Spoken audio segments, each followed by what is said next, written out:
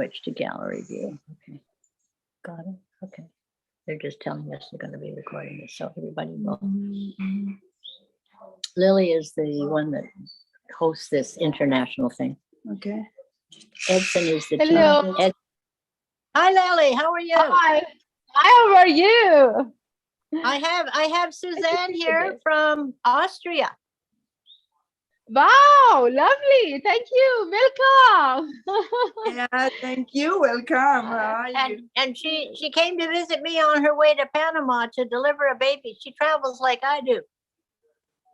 Wow, fantastic. We are so proud Oh. of you. And your friend are look like you, all wonderful ladies. You are great.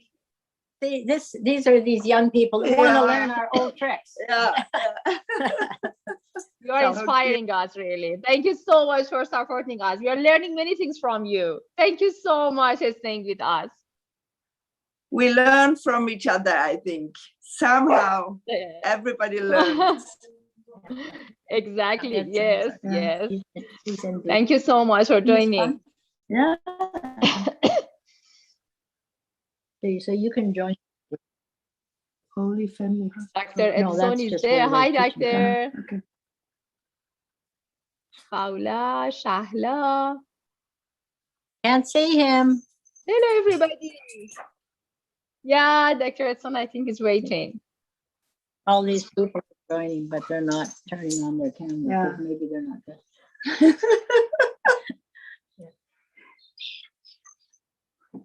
You are And today, waiting. when we have yeah. people, joining in till the time we have a good quorum, I would, like to play our review for 2021, and you would see all the programs we did in the last year, and it is not for more than 3 minutes. Yes.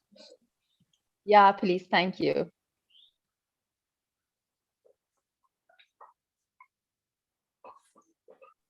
Hi, Anna. Welcome. Nice to see you again.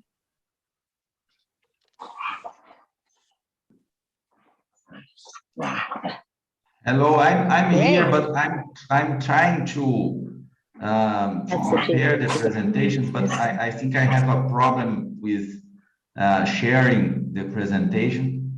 No problem, Doctor. I think we have to make you co-host. We will make you co-host and you can share. Even if you couldn't share, we have your PowerPoint. We can see, Doctor, we can see your presentation today. It's there.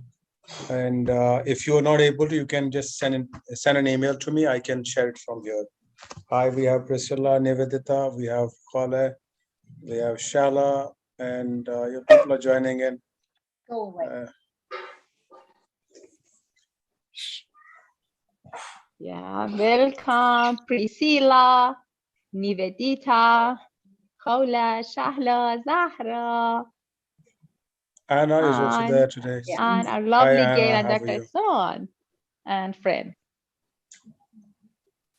Yeah, you can start if you want to share our And just review. like to take just 2 minutes. I would like everyone to see that the review of 2021, what we did last year. Just give me a second.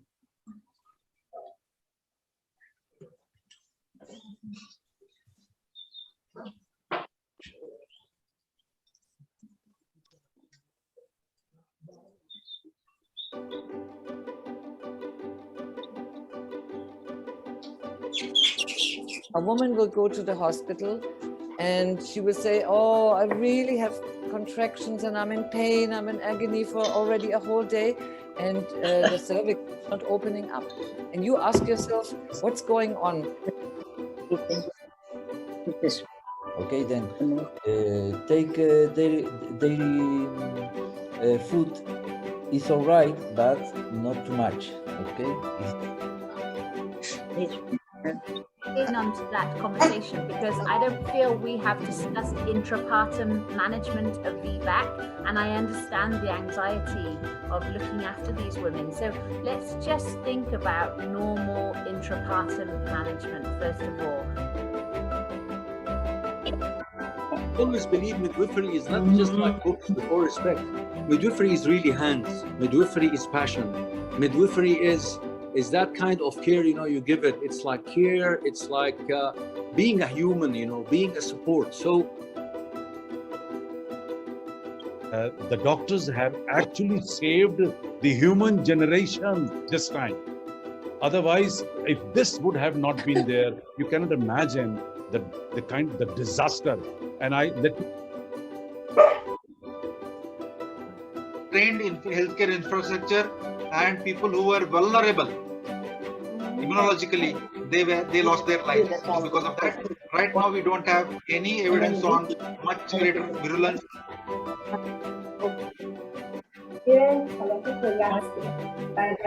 انگار که با یه نخ خودم دارم میکشم بالا و بعد از اینکه اومدم بالا ادامه حرکت رو میذارم که داشته باشم شلدر آزاد میشه و همینجور زانو بیار پایین. آها بچه لیلا رو نگاه کنین. لیلا ظریفی ببینید چجوری آورده پایین. Oh my, thank you. I'm so excited to see these beautiful faces. Please turn on your camera. Passionate with ourselves. Thank you very much. That's called burnout. When we can't give compassion to others, we are burned out because we have given and given, and sometimes I even have to ask permission to go to the bathroom. And I realize conscious of it, but it was the subconscious eating in the middle of the night and the stress factors that led us all to gain weight. I was the same. I went up to like 84 kgs,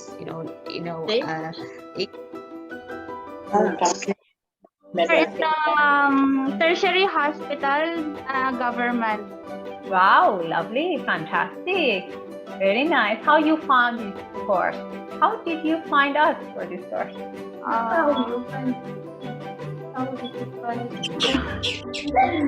No, I don't. Yeah, that's okay. That's okay.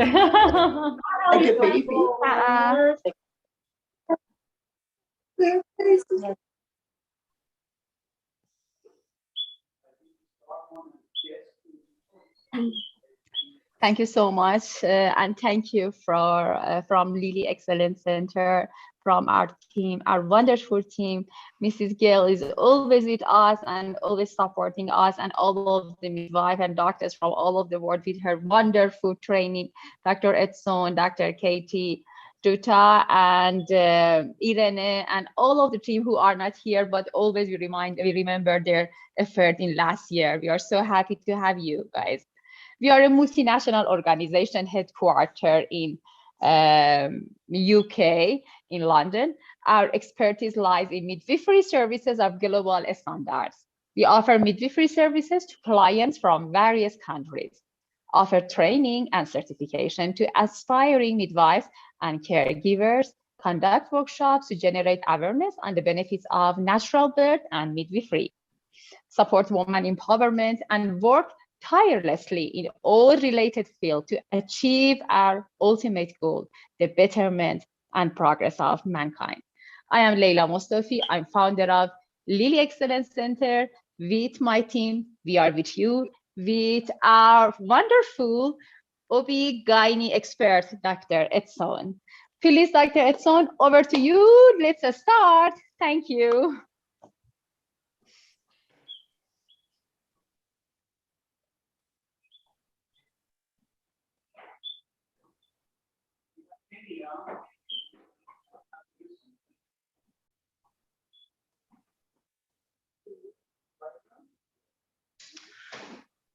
Hello, good morning from Brazil. Here we have a cloudy day, but good temperatures, and I'm here again. I'm very glad to be with you.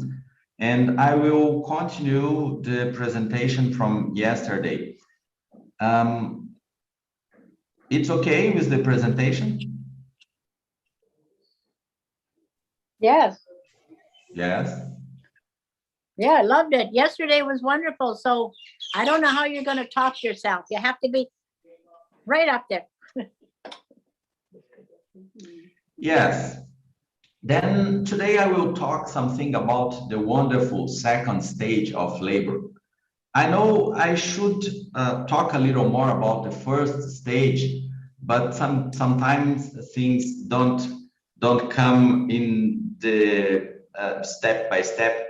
And I began to prepare the presentation about the second stage of labor, and then it began to grow and to grow and to grow, and I had to stop.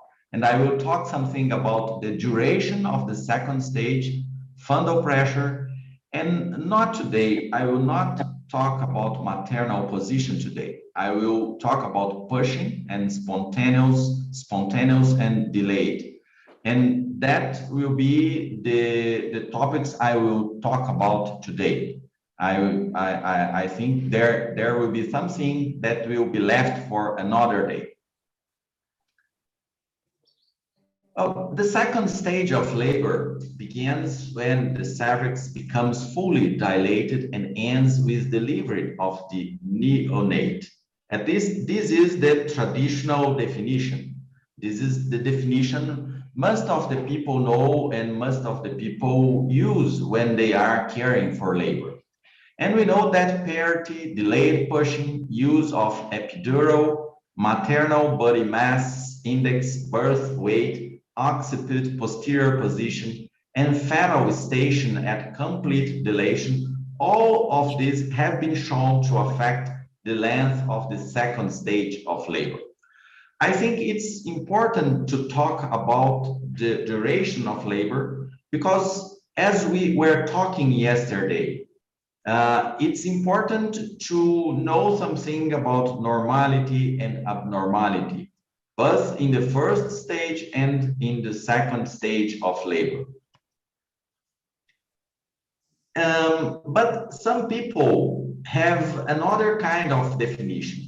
Second stage of labor is not so simple. It sometimes does begin with the cervix is fully dilated. Some people divide it in two phases. The early phase, when it begins from complete dilation to the occurrence of maternal bearing down.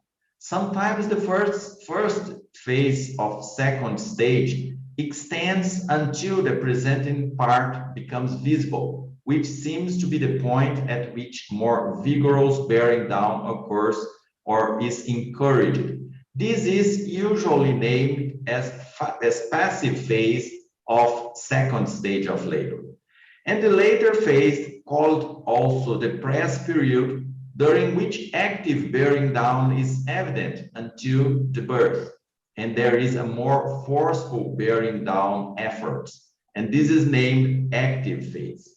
This bearing down period is the more important one because the duration of active pushing is accompanied by a significant decline in fetal pH and the development of fetal acidosis.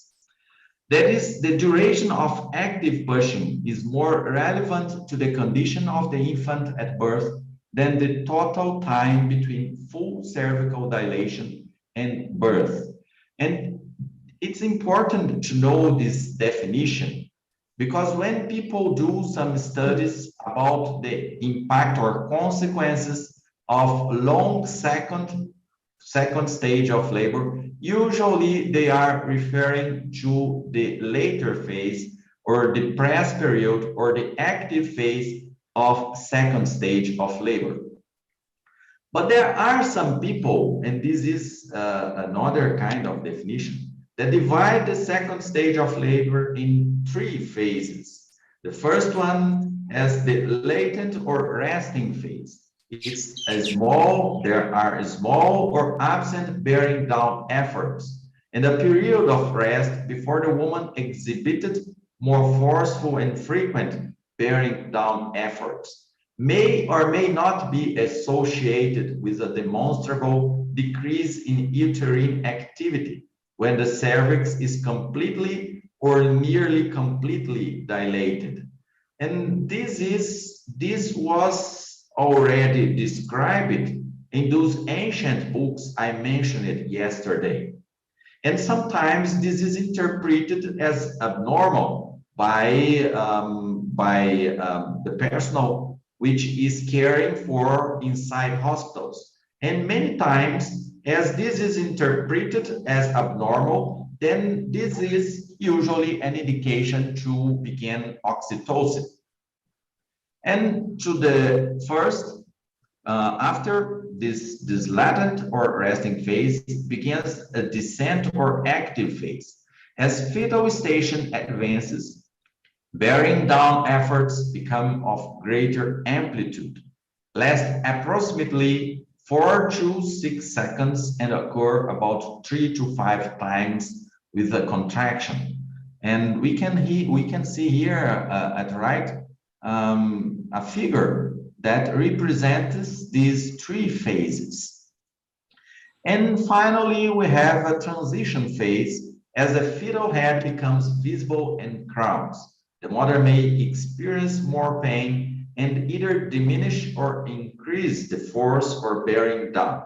And this is, as this author said, this is the ring of fire. These are artificial names, but sometimes we can name by this kind of definition.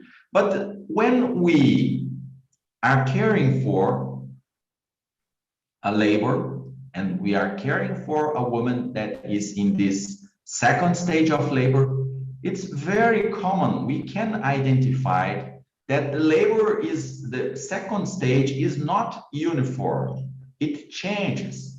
And usually it's not, this division has maybe a didactic objective, but sometimes, mainly when we have second stage that have longer durations, sometimes it's important to know that it's not uniform. It has different phases and it progresses through these different phases. Then when we talk about duration of the second stage of labor, we have to, it's interesting to know that there is a history, and I will tell you the brief history of the maximum limits for the second stage in nulliparous woman, and not only in nulliparous woman, but in general as hello. Well, the second phase, the second stage of labor has been discussed, and many people have already talked something about it.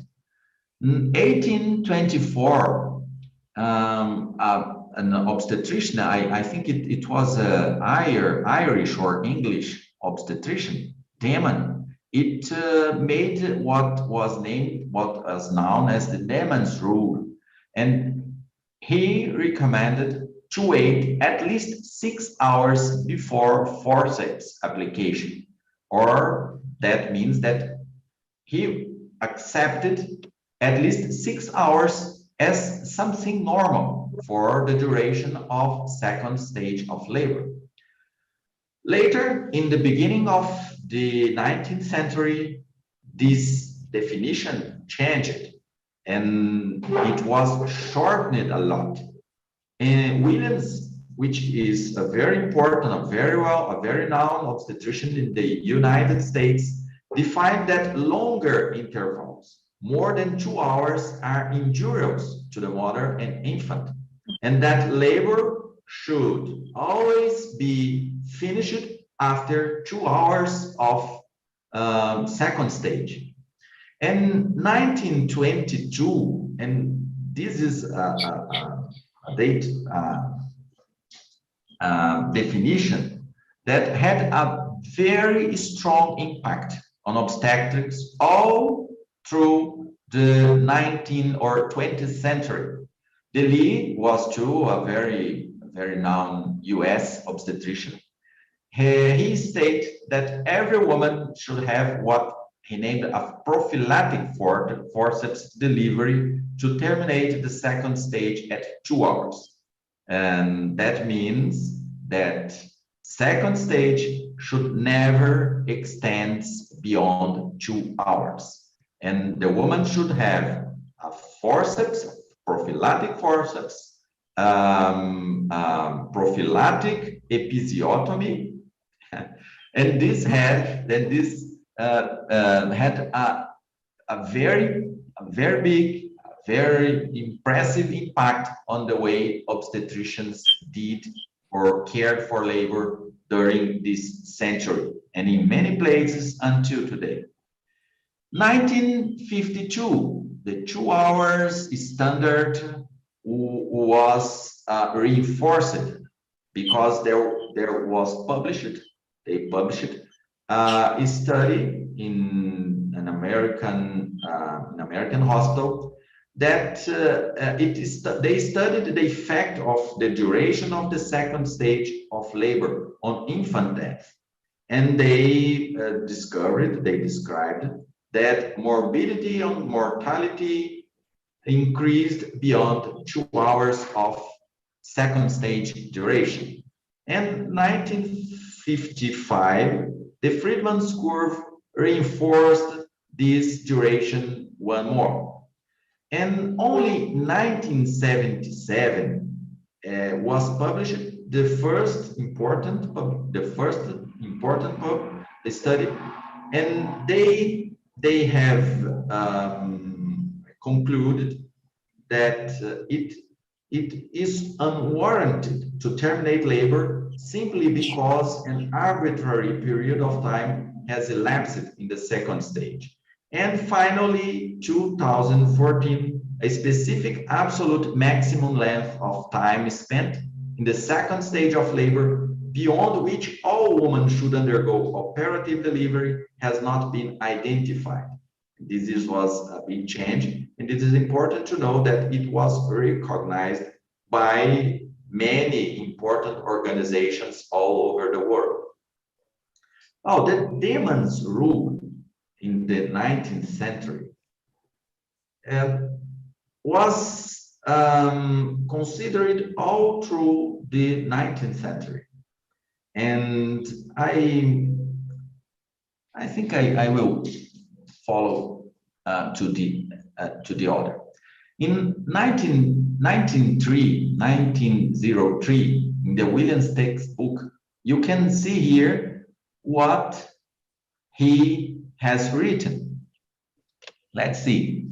In uncomplicated cases, it's a good practical rule to apply forceps if advance does not occur after 2 hours of satisfactory second stage pains.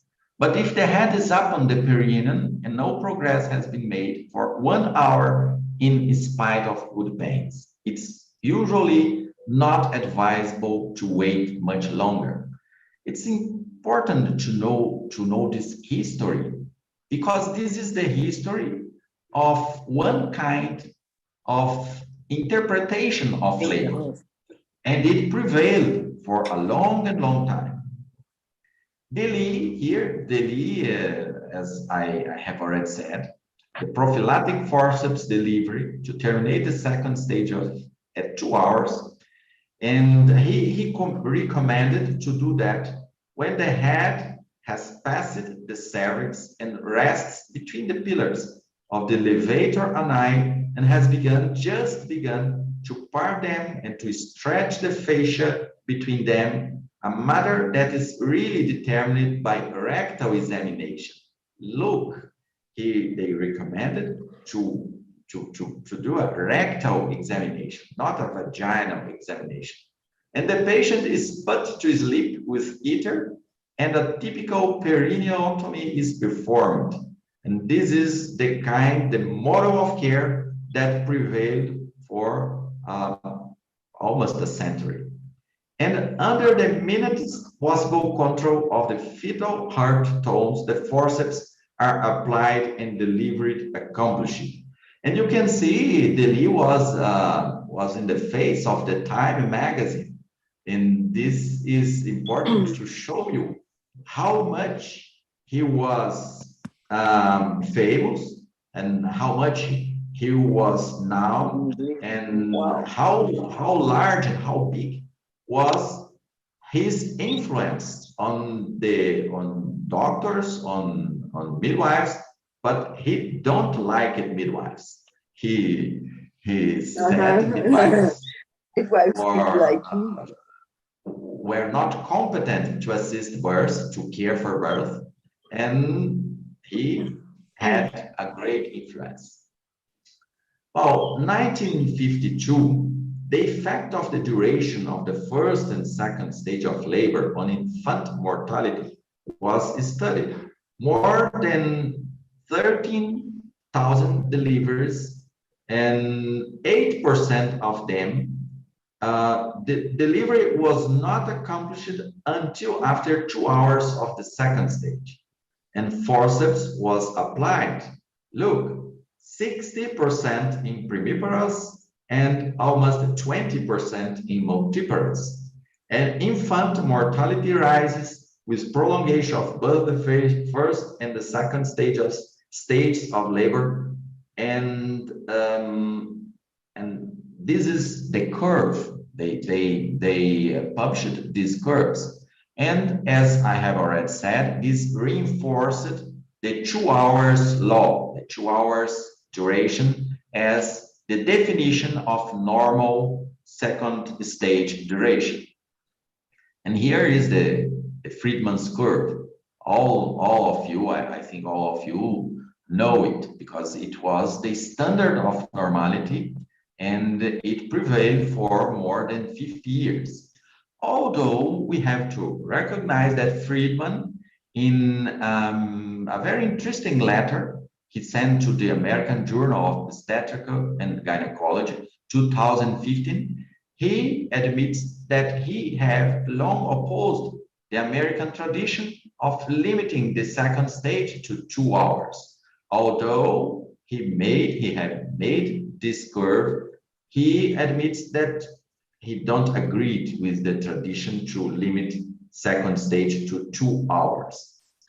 Soon after, there was a study and a figure that was published that showed that soon after, well, there was a decrease in the pH of the neonate as time passed in the second stage of labor.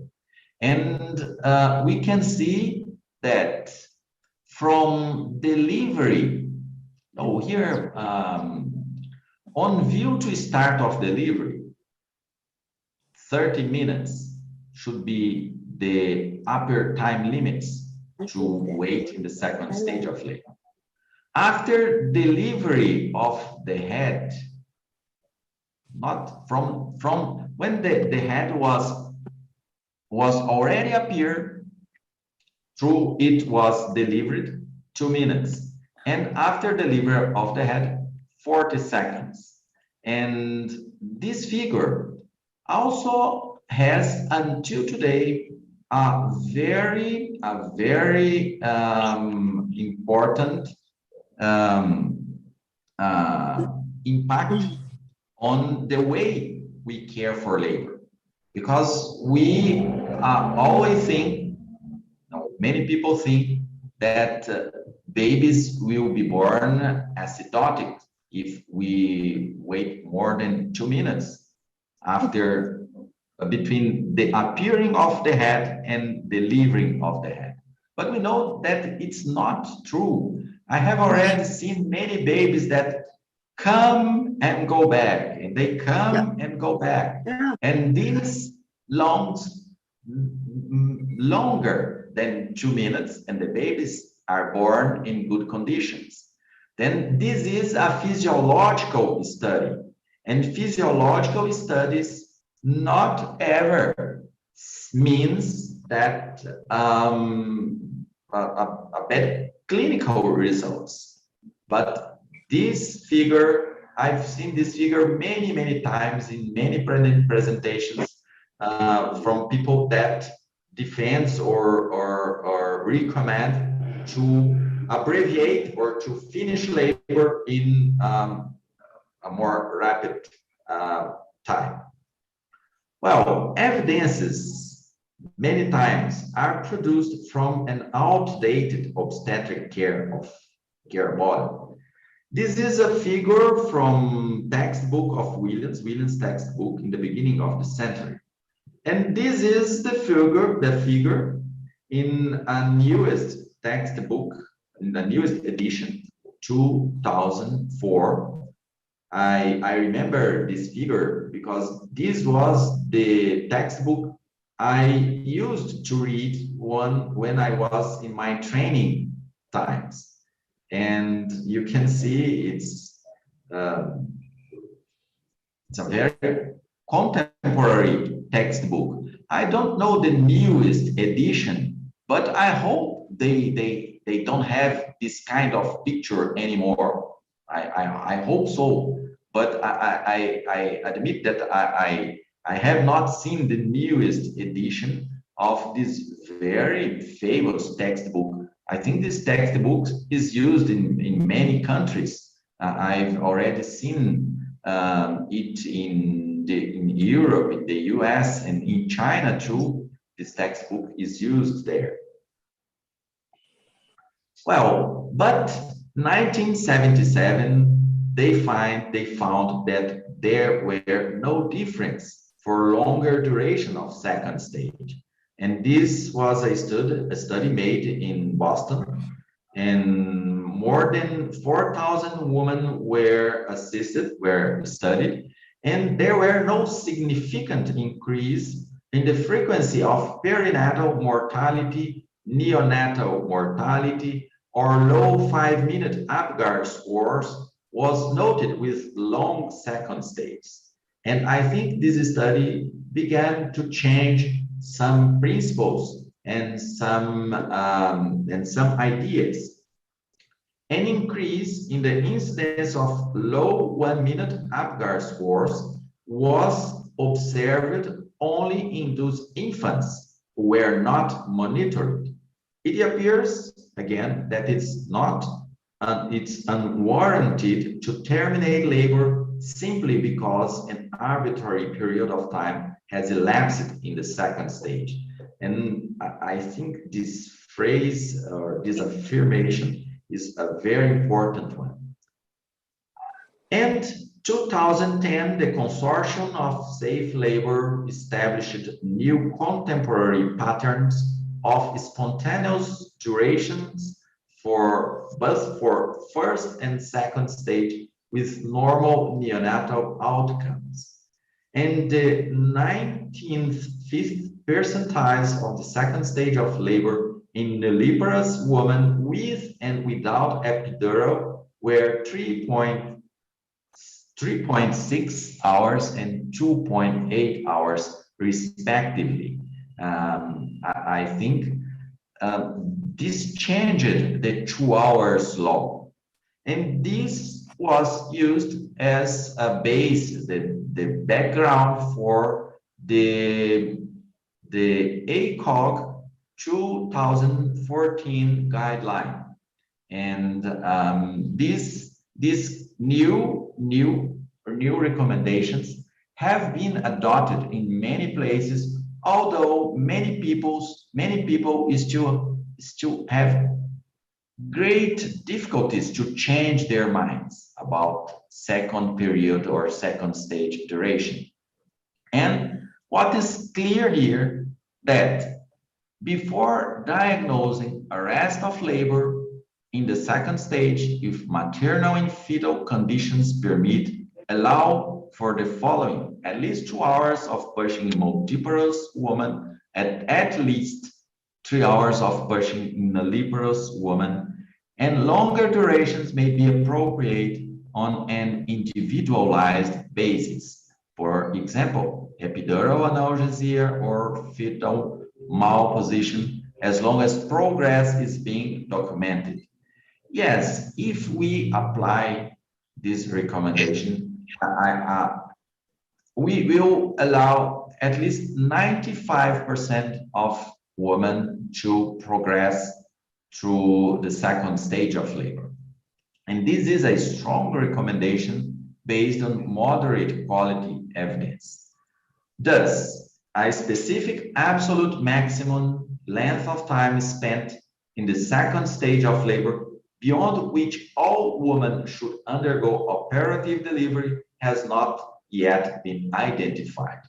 And this is very important because this gives us some freedom. As long as maternal and fetal conditions are good, this is important as care, as obstetrician, or as midwives. We have to be careful, and we have to look at the woman, and we have to look at the baby. And if they are in good conditions, we can wait. And this is the kind of recommendation that was adopted to by the World Health Organization. The use of the following, although they are still a little prescriptive, the use of the following definition and duration of the second stage of labor is recommended for practice. The second stage of, well, this is the definition. Women should be informed that the duration of the second stage varies from one woman to another. In first labors, birth is usually completed with 3 hours, whereas in subsequent labors, birth is usually completed within 2 hours. Well, this is the recommendation. We have to inform. Most of the women will deliver their babies in 2 or 3 hours. 95% of them will deliver in this frame of time, this time frame. But there is no prescription here to terminate or to finish labor. But there are still many people that thinks or have opinion that duration longer than 2 hours is unsafe, and they explore some kind of evidence. This author, for example, studied or published in 2016 that in view of infant safety, the evidence should be robust before a new road is taken. He was criticizing the ACOG recommendation of 2014 because he thought the evidence for safety was not at all robust. Indeed, he said, we are of the view that the evidence is actually the exact opposite, that second stage of labor beyond 3 hours is unsafe for the unborn infant. And he reinforced this kind of opinion in 2019, according to the former publication. And they maintain their original position that prolongation of the second stage beyond historical precepts is unsafe. Yes, we have this kind of opinion, but they based this kind of opinion mainly on this study that was published in 2016. There was a study that they used the definition of active pushing, the duration between the initiation of pushing and either vaginal delivery or the decision to proceed with C-section delivery. And we can see here that indeed there was an increase in ischemic encephalopathy according to duration of active pushing. For example, less than 60 minutes, 0.3%. 1 to 2 hours, 0.4, 0.6 from 2 hours to 3 hours, and 3 hours to 4 hours, they're 0.8, and more than 4 hours, 1.1% of ischemic encephalopathy. And they used the conclusions of this study to reinforce their opinion that prolongation of the second stage of labor is not safe for the baby. Indeed, a longer duration of pushing was associated with an increased relative risk, but a small absolute difference in risk of neonatal complications. And approximately 78% of nulliparous women delivered vaginally even after 4 hours of pushing. This is a very interesting conclusion. 78% of women deliver even after 4 hours of pushing.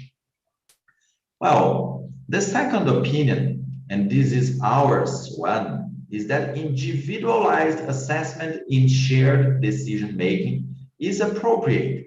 We would like to point out that they cited, the previous author, cited nothing to show that this historical standard was rigorously derived, is applicable to contemporary obstetric management, or was clearly shown to be a threshold that reliably discriminated safety from harm.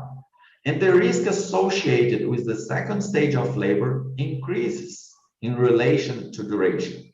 This is true at 1 hour, and it is true at 2, 3, and 4 hours. Nonetheless, these increased risks are small in absolute magnitude and incremental. And the gradual inclination of risk inherent to the second stage should not be translated into a poorly supported universal truth, but instead to the newer standard that underscores the importance of individualized assessment and shared decision-making. Yes, I think this is more appropriate, and this is our opinion, and we have applied this in our hospital, and we have seen many people applying this in home birth and birth centers outside hospital. And the most important is to look at the woman and to look at the baby and to see if they are in good conditions and to share decision always. And if we need Hasten's second stage of labor, how should we do that? This is very important. Non-reassuring heart rate is the most common indication to Hasten second stage of labor. I will not deepen in the interpretation of the heart rate in the second stage of labor, because this to do that we should need a whole class to do that. But it's important to know that non-reassuring heart rate is indeed a very common indication to finish the second stage of labor. And how to do that? Traditionally, people have used fundal pressure, episiotomy, operative vaginal delivery, and more intense pushing efforts, and sometimes perineal pressure. Are these kinds or those kind of things useful? Are they really needed? I will talk something about fundal pressure. Fundal pressure is a very traditional procedure, but it's not recommended. This is the recommendation of WHO 2018, and they explicitly stated that application of manual fundal pressure to facilitate childbirth during the second stage of labor is not recommended. We know that fundal pressure was introduced in obstetrical practice, at least it was described by the German obstetrician Samuel Christeler, and he described it in 1867, and supposedly it aimed to shorten the duration of the second period and correct descent dystocia at this stage. At the time it was proposed, it was also considered that it could reduce the need for the application of forceps. And many people still today believe that it is better to make a fundal pressure than to apply forceps. Many people believe that. In the original procedure, the patient was laid in a supine position. The operator placed his hands on the fundus and sides of the uterus, combined downward pressure with the palms on the fundus with lateral pressure by means of the fingers. The uterus was brought in the correct relation with the pelvic axis, and the fetus was forced down into the birth canal. This was the technique as it was described. But I will come back here. In Brazil, this is a very common procedure. They apply a fundal pressure this way. A study made in Brazil found that at least 1/3 of the women in Brazil had childbirth made through fundal pressure. It was used, it's a very common practice here in Brazil. We know that there are no evidence about its safety and about its effectivity. There is currently insufficient evidence for the routine use of fundal pressure by any method on women in the second stage of labor. But look how it is still very common. Although not recommended, fundal pressure is widely used. This was a review, a meta-analysis that included 80 data sets from 76 studies in 22 countries. And the prevalence of fundal pressure ranged from 0.6 to 69.2% between studies, with a pooled prevalence of 23.2%. 1 in each 4 women all over the world have their delivery made or are submitted to fundal pressure. Then I don't know how this kind of procedure is used in your country, but this is a very common procedure all over the world. As I have already said to you, in Brazil, 1/3 of the women. Wow, and there are already many publications, many studies, many trials that have shown that crystalline maneuver is associated with increased risk of levator and inner muscle avulsion and applied in women during their first vaginal delivery. And there are many other problems, many traumas, childbirth traumas, vaginal traumas, bone traumas, and this should never be done. But people are always thinking if there are another way to do the same thing. What about gentle assisted pushing or giving birth in the upright position? And this was a study that was made recently. And the technique was as follows: an upright kneeling or squatting position on the bed. The trained birth attendant kneels on the bed or stands behind the woman, wraps her arms around her, passing below her axilla, and places both open palms overlapping on the uterine fundus. And a steady, firm yet gentle pressure is applied in the long axis of the uterus during contractions for a maximum of 30 seconds, with at least 30 seconds rest before the next application. Yes, I think this is an effort to modernize the traditional fundal pressure maneuver. But even there is insufficient evidence of effectiveness or safety to support the use of fundal pressure. Even with this kind of gentle fundal pressure or a modernized fundal pressure, you can see here that the time from randomization to childbirth was not different. There was no difference. Then it was ineffective. It was unuseful. Then it should not be done. And if we comprehend the second stage of labor, it is easy to understand why the crystalline maneuver is never necessary. First, most of the time, we don't have to hasten childbirth. I think this is the most important principle.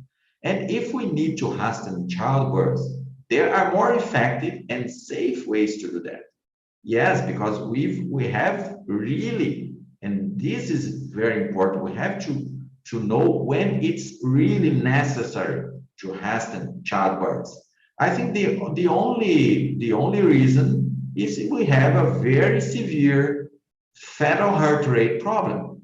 This is this should be the only reason. And if the baby is not, if childbirth is not imminent, then we have to consider even a C-section. And this should be a good indication to do a C-section or even an operative vaginal birth if we really need. And this is very important to know. Do we really need to hasten second stage of labor? Is operative vaginal delivery feasible? Yes, we can apply vacuum or forceps if we have skills to do that. If the patient, the woman has a good pain control, the performance of the crystalline maneuver may delay the decision to perform an operative vaginal delivery or C-section delivery when indicated. Well, here we can have a pause. There are yet something to say, but we can have a pause here. And if you have, if you want to say something, or if you want to comment something, I would like to hear the midwives here. I think midwives have strong opinions about second period duration, and they know very well how to manage longer stage durations of labor. Yes, Lily, please, I will make a pause here in order people can talk. Thank you, Doctor. Yes, sure. Thank you so much for your very informative and nice presentation. It was very wonderful. And I guess Gail wants to talk. If anybody is interested to share their experience about fundal pressure, please share your experience from your different location and area. And if you can turn on your camera. Can you please unmute Gail? I'm unmuted. It was very hard for me to be quiet. It was very, very hard. As midwives, we have studied normal delivery, not the abnormal delivery. And when you were talking about, I just want to share in my simple midwifery way that I teach. When a woman is pushing, following her own body, first of all, never do directed pushing. You should never be told when to push. If you're having a bowel movement sitting on the toilet, I'm going to sit there and say, hold your breath, which cuts down the oxygen, and push your stool out. Ridiculous. So when a baby's coming down, it's in normal deliveries, it's 2 forward, 1 back, 2 forward, 1 back. And the back is because that's the resting period, so the baby gets oxygen and doesn't get a headache. In other words, when you push, you're making new space, and then the head goes back and rests. But if you have a woman who's told to push for 10 seconds, she might not have that urge, and the baby might not be ready to handle that. That's what causes the fetal heart tones to go down. So it's always 2 forward and 1 back.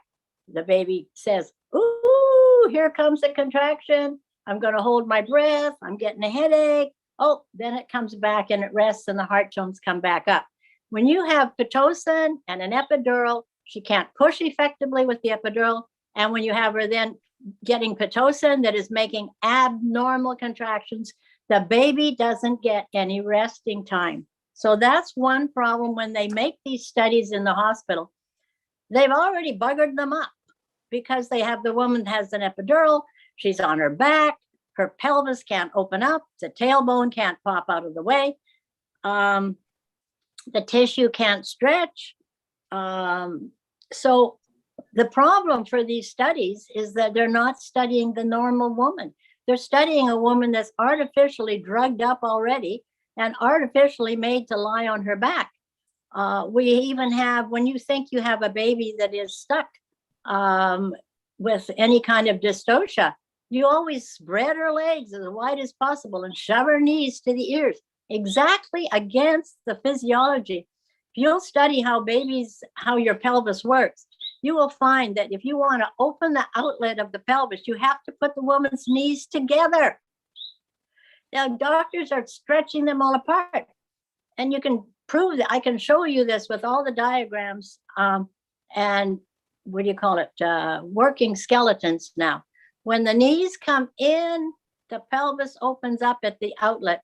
But when you push the knees apart, the pelvis comes in. So everything is being done wrong in hospitals to complicate the woman pushing the baby out. Directed pushing, telling a woman when she has to push, you're telling her to hold her breath.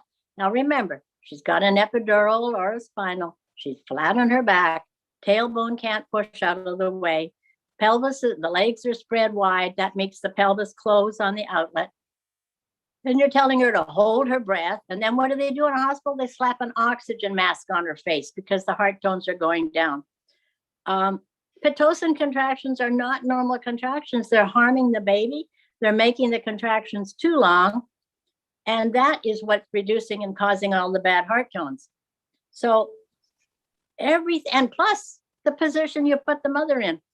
So even the studies are not accurate because I've had women push for 5 hours and the baby was just fine. Now, mind you, it had a little pointed head, but the baby's heart tones were good in between contractions and during the contractions because we let her push when she wanted. We let her be in the position she wanted. She didn't have an epidural. She didn't have Pitocin. She had the strength and wanted to continue. And this just horrifies me. It's like I go insane. It's 2 forward, 1 back. The baby rests. He says, oh, here comes a contraction. Heart tones go down. Push on my head. Then the contraction goes away. Sometimes for what? 2, 3, 4, 5 minutes. I've had women snore, go to sleep between contractions. She gets a 5-minute resting time for that little baby. In the hospital, they'd be saying, up the Pitocin, the contractions are no good. That's not true. I'm sorry. I am so passionate about this that it just breaks my heart when I even read your studies. They are not accurate studies because they've already altered the woman so immensely, scare the hell out of her, yell at her to push, hold your breath, do this, grab her legs, shove them back. How can any animal give birth like that? They can't. Anyway, I better shut up. Lily, you know how passionate I am. So I'm sorry.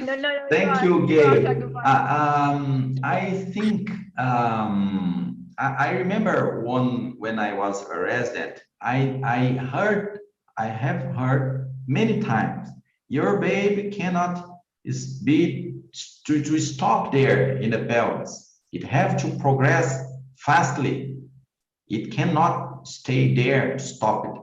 And I know that people talk about the pH decrease during this period of labor.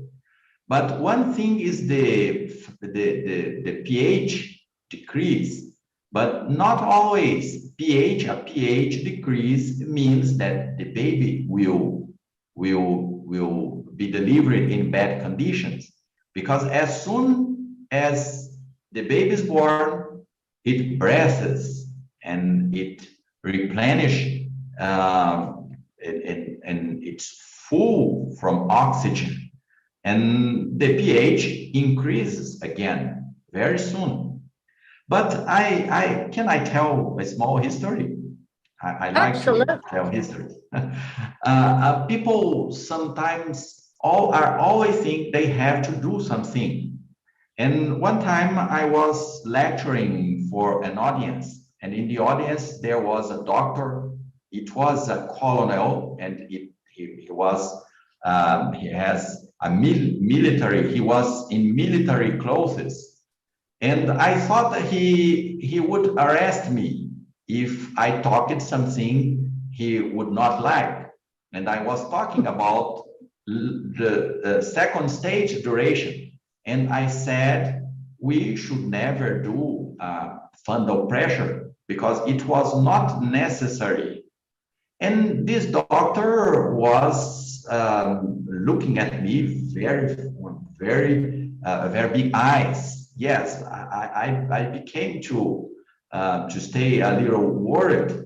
I thought at the final of the lecture, he would certainly arrest me because he was used to make fundal pressure when he was caring for the woman. And he was a very big man, a very strong man.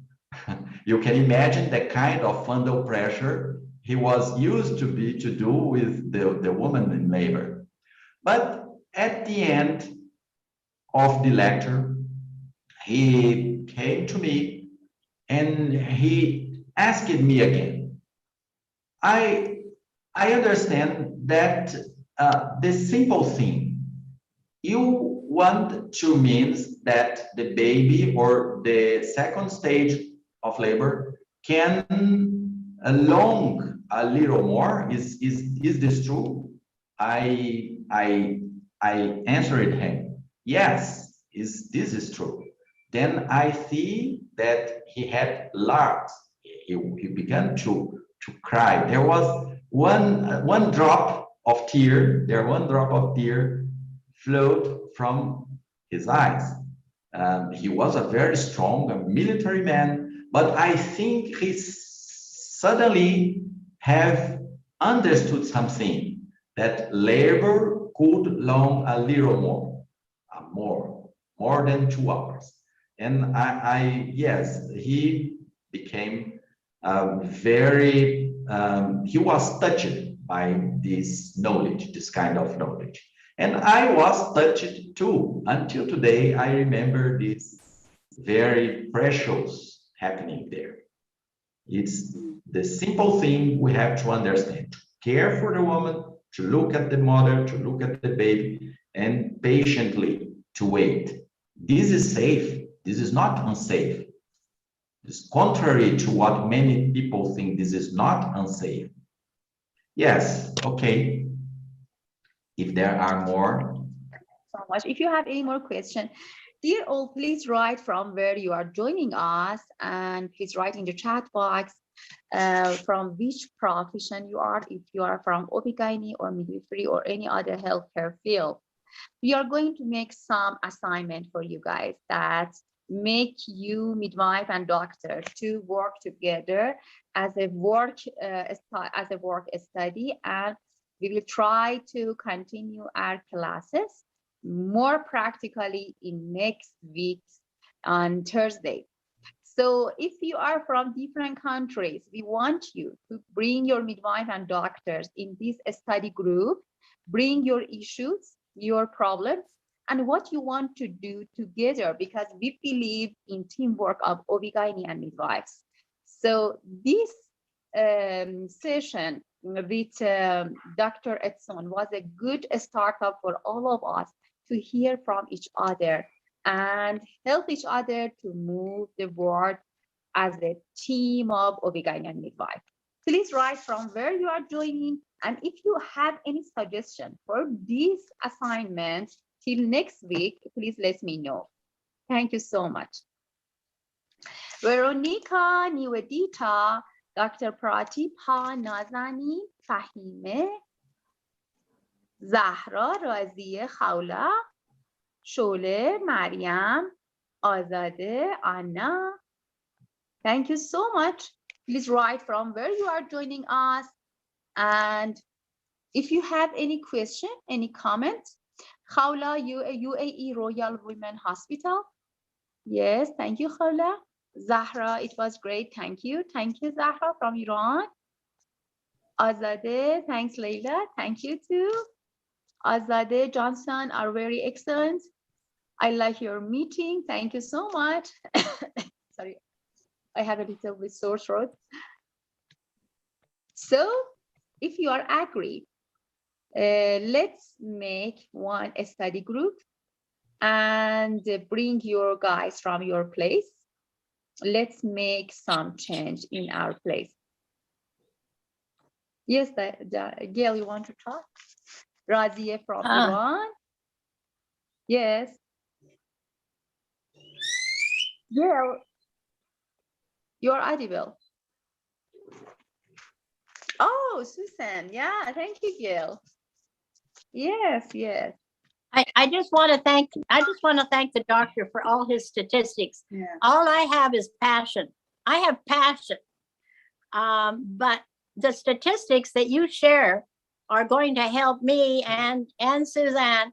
Now, when we talk to doctors, because I took a screenshot, help them understand why I have my passion, but I didn't have all the statistical proofs. I'm kind of an impatient bottom line girl. I want somebody else to do all the research, and then I just give me the bottom line that I'm doing the right thing. And so now you told me, doctor, that I'm doing the right thing. My gut told me I was, but statistics are good. But then they have to realize when they have statistics that are done about how long labor should be, they've already buggered the woman up. They don't get it. They don't get they've buggered up the first stage and then the second stage by what they're doing. All these statistics are based on women in a bed. Our women at home are not in beds.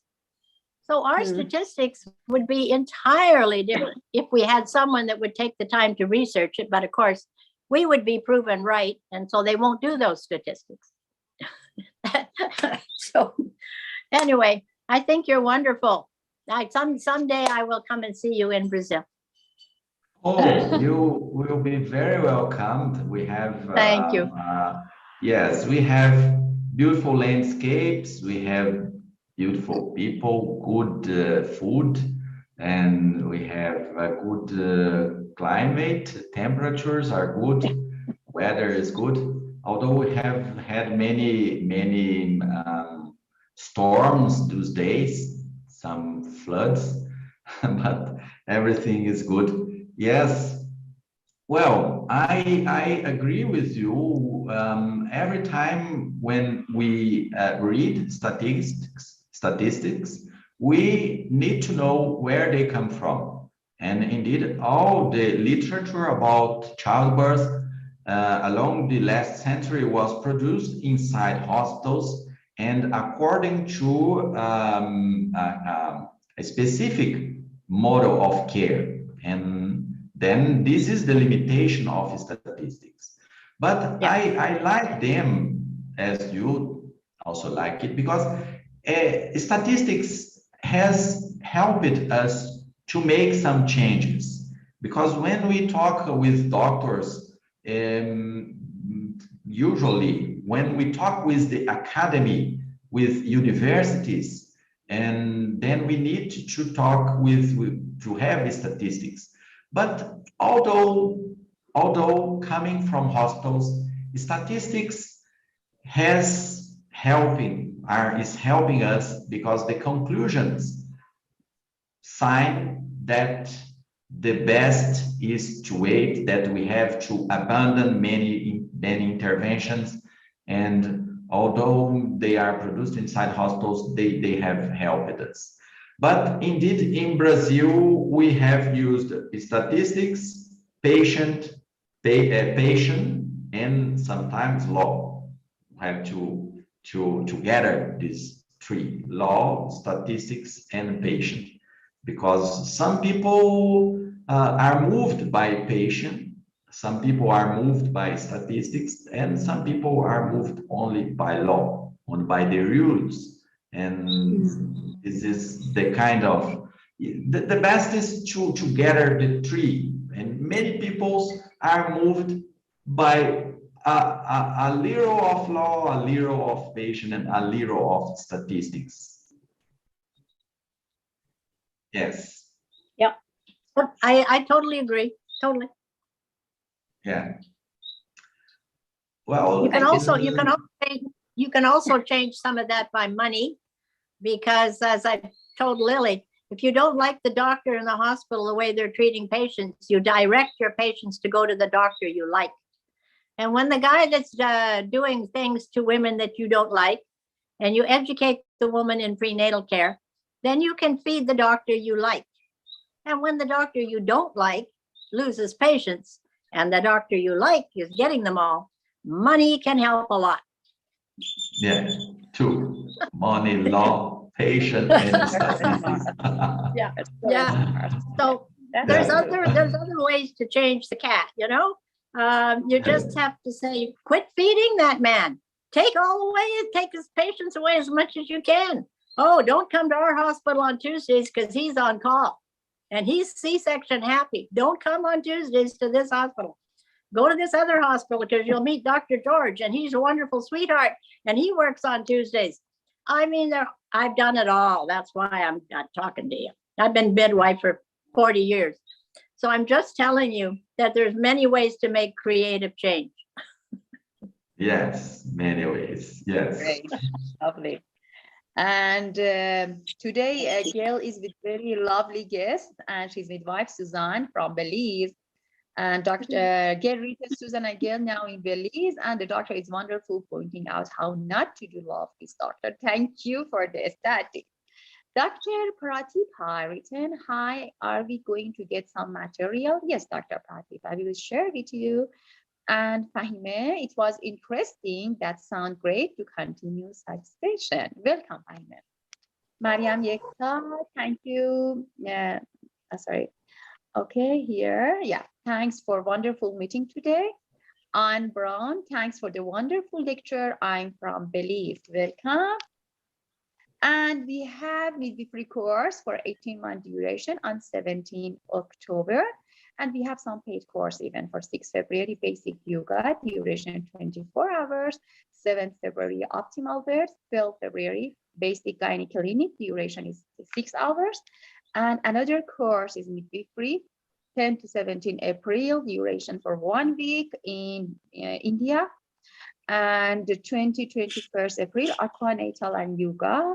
6 June, childbirth class for doula, and 11 July, basic prenatal yoga, duration for 3 months. 26 July, midwifery internship in Georgia, duration for 10 days. And 28 August, basic course in yoga, duration for 24 hours.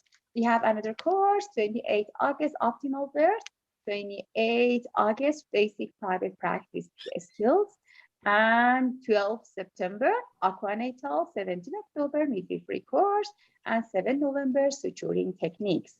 We have some upcoming events, 8 March, International Women's Day, 7 April, International Day of Health, and LEC International Day of Midwife, International Day of Family Health, 21st June, International Day of Yoga, and 21st June, Father's Mental Health. We have other events, 12 August, International Youth Day, 10th October, World Mental Health Day, and 30 October, Doctor's Day. 21st December, International Day of Peace. And we have some free training for this year. First of all, 23rd is for yoga, and 10 to 11 February, advanced midwifery course that already finished. 6 to 7 April, prenatal exercise, yoga and aquanatal. 9 May, childbirth class for doula with Gail. And 16 May, childbirth class for doula. 6 June, basic prenatal yoga. 4th July, aquanatal. 4th August, digital marketing for medical and health. And 5th September, basic midwifery course. And last free training, 23rd November, suturing technique. So everybody, welcome to our courses. And we are trying to provide you free and affordable courses. So Dr. Edson, would you please give some assignment to attendees. I want to hear from attendees. Shole, Mariam, Azadeh, Razia, Zahra, Nivedita, Dr. Pradeepa, Veronica, Nazanin, Fahime, and everybody. If you have any suggestion for your assignment, or we have to leave to Dr. Edson to give us some assignment, and we prepare for our next week on Thursday. Dr. Edson, please. Gail, if you have any suggestion, Anna, Susanna, Shole, anybody, please, if you have any suggestion to have a very interactive session, please let us know. You know, for me, the most important thing is, first of all, the authority of every decision is the mother. We really have to listen, to learn to listen what mothers, pregnant women are telling us, and what are their needs, where I can really support them. Okay, so that's the first thing. And the second thing is, or maybe I cannot say first or second, that pregnancy and birth is a healthy process. So first of all, we don't have to do anything than to acknowledge that we have to deal with a healthy person and a healthy baby to come. And it's a very, very intimate process. It starts with a loving act between man and woman, okay? So we deal with maybe the most intimate life processes we have as human beings. And so also we are the providers of help.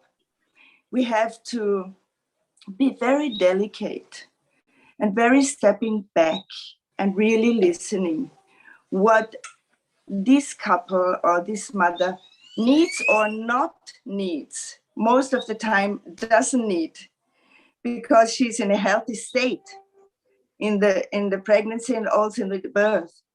What it really needs is to really listen what she needs and to have a lot of skills available if needed. And the second thing is, I think that it needs a good birth preparation, so that the mothers really know they're going into a power session and not in a pain session during birth. So I think that it has to change the whole view, the whole side of how we are going to provide care. It's coming out of a completely different reality, let's say like this. I'm not so good in English, you know, but I think that's what is needed, really needed in childbirth care and in care of the women that are pregnant and giving birth. We have to step back. It's a very, very, very intimate and delicate situation. Yes, it is. Yeah, to keep it healthy. Well said, we have to keep it healthy. Well said, Susanna. Your English is perfect. Yeah, please. You want to add something? Yes. Okay, doctor, what we should do? Is there any assignment that we can work on Susanna's suggestion for next week?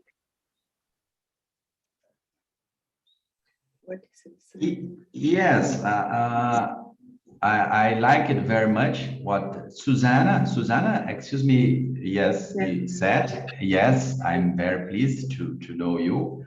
And you and Gail always giving very important contributions. Thank you. And yes, I think to listen the woman always. And when we are talking about listening woman, we are talking about autonomy. And autonomy of the woman is a topic that has many things to talk, I think, to talk about autonomy, because we know that this is a principle, an ethical principle of the relationship between people who care and people who looks for care. And autonomy, it's a very important principle. I know that maybe we should prepare or to promote a discussion about autonomy. In Brazil, I will tell that this has been discussed, but there is a thing, autonomy and the statements about risk. In Brazil, we have some laws that state the following. Woman has autonomy. Woman has to tell what they want to do or what they allow to be done. But if there is the hypothesis of risk, then the doctor has the right to decide. And this is a kind of thing that's important for the discussion about autonomy. That means if there is the hypothesis of risk that sometimes is subjective and that sometimes it's very badly defined, and risk is something that doesn't exist at the present, it's a possibility in the future, something that is risky. It can happen or it cannot happen. And if there is an hypothesis of risk, but always there is an hypothesis of risk. Always the risk is something that exists everywhere, not only in childbirth. All of us are submitted or are exposed to risks. Everything can happen. And we have been analyzing and interpreting this kind of hypothesis or statement about risks as one way to limit the wishes and the autonomy of the woman. And I would like to propose this kind of discussion, if you want, and I think to deepen what Suzanne said. Because we have to listen the woman, because we hope that he will tell things that we will agree or will not agree, or that we think are acceptable or not. It's very easy when woman tells the thing we agree, and if the woman tells things we don't agree, what should be done? Yes, I like the challenge. I like the challenge. My suggestion, we can deepen this discussion, maybe in another meeting. Sure. So we have to talk about autonomy. Yes, doctor? How we can improve our autonomy? What? For next session, our this week assignment, how to improve our autonomy. Yes, doctor? How to improve it? Yes. Yes. Or if you have any other suggestion regarding. So because we have to improve ourselves, and most of us, we have this problem. In some countries, I guess even now, Haula can share some of her experience from her place or other guys.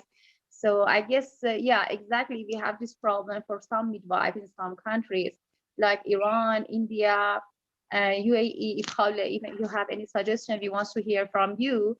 And you can work on this topic till next week, how we can improve our autonomy in OB/GYN and midwifery field in childbirth session, in childbirth units. Yes, please, if you have. This is a kind of question. I can talk about it, but I would like to hear from people from other countries too, because there are different cultures. But I think there is a principle that is common to every country. It's about information. If women have information about childbirth, that will make their decisions better, because they will be informed decisions. They will be able to decide, or they will know that they have options. Because what limits autonomy, it's when we don't even know that we have options. We have to know that we have options, because if we don't know the options of, or if we even know that there are options, then it's impossible to talk about autonomy. I know this is common, but I have to acknowledge that there are differences in cultures, and this is the kind of thing it should be better to know from other people what they think about. Yes, sure. Any idea?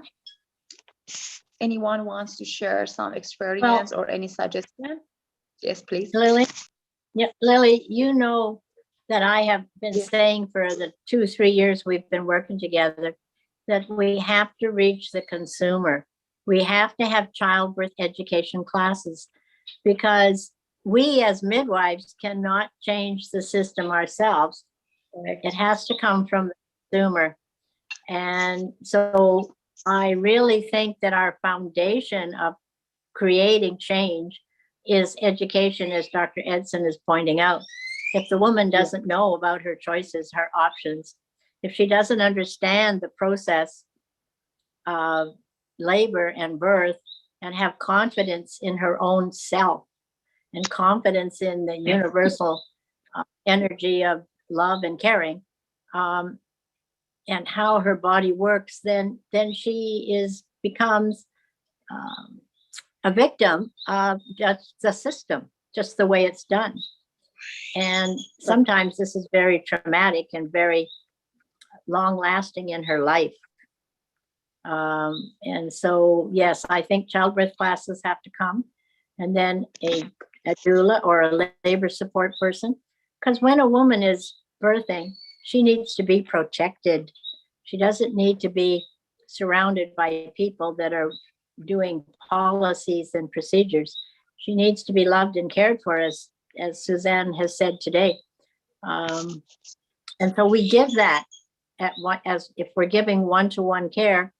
And why Suzanne and I both chose to be out of hospital birthing people is because we could not give it that in an environment where policies and protocols were long time established. And so we decided that our option to provide the care that we feel women need is out of hospital. I'd love to be able to give it in a hospital, but at the present time in the world, I do not think it's possible to have a natural birth, even with the most loving people, because they're also trapped into the bed position in the room. They're trapped in procedures. They're trapped in paperwork. They're trapped. So if a woman really needs or wants a natural birth, it can't happen in a hospital. She can have a vaginal birth, but she can't have a natural birth because the energy is not right. And so we made a choice. Then when both of us retired from our own private practices, Suzanne had a big practice in Austria and I had a big practice in the States. We decided to travel and offer our services around the world. I've been doing it for a long time, and Suzanne's been doing it for what, three years now. We saw that other women in other countries wanted the freedom that we were used to providing, but they didn't have home birth midwives. So we just decided we'd go. We just go to any country in the world for a woman to get the kind of care that she's seeking. And we go, we just go, we deliver the baby, we leave, and we come home. And the demand is increasing, by the way. We are getting so much demand from people in countries where they can't fight the system anymore. They can't get the support in their own country. And so they're now reaching out on the internet to people to come. So if there's any of you out there that can travel because your children have grown up, so you have to be an older midwife because you can't leave your families for a month at a time. And you have to travel and you have to support women. And all we can do now is one family at a time. Because I've tried 50 years to get the hospitals to change, and they don't. They change the color of the room. They change that you can labor and deliver in the bed in the same room, but they haven't changed the attitudes. They haven't changed the view of birth. So it all comes back to education. Educate the hospital, educate the doctors and nurses, and educate the women. And educate the women. And so I think we need childbirth classes very much, because when the consumer starts to say things like, "Doc, I would like to walk around in labor and I'd like to eat." And they go, "Oh, well, we can't do that in the hospital because you might need a C-section." Then she says, "I'm not coming. I'm going to stay home then. Even if I come maybe for to have the baby, I'm not coming until I'm 8 centimeters." So we just need to love and care and watch how animals give birth. It's so simple. Where does your cat go to give? They hide. They hide. They hide. The dogs hide. Where are the women going to give birth now? They're all starting to hide. And if they can't find anybody in their country to do it, they're wise enough, some of them, to reach out to traveling midwives. That's very sad. That's very sad that women cannot get the care in their own country with their own culture and their own people that they love and care for. Yeah. So anyway, I'm just telling you, we have a calling. Yeah, we have a calling. So I'm going to let you go because I could talk about love and caring all night. Thank you so much, Gail. She can. You're always supporting us, and we help out you and our really excellent training team. We could train around 1,400 professionals in 2021 from 38 different countries, and all of them as a free. At least we can empower women, we can empower midwives, and we can reach to this goal with the help of you, Dr. Edson, and all of the team. Thank you so much. Bye. Thank you so much. Thank you Lily. so much. I love you so much. Thank you. And I hope to see you again as soon as possible. I'm available, and for me is a pleasure. I'm very pleased to talk with you, and I've learned a lot with you. And yes, I'm very pleased. When you want, we can talk. Thank you very much. Okay. Thank you, doctor. So see you for next Thursday. No problem. Okay. Our time will Thank be you. changed to 2 hours later. Thank you, guys. Thank you for joining us. Have a wonderful day and work on your assignment about autonomy of mothers, midwife, and doctors. Thank you. See you next Thursday, 9 p.m. IST. Thank you. Bye. Thank you, doctor. Thank you. Bye-bye. Love you.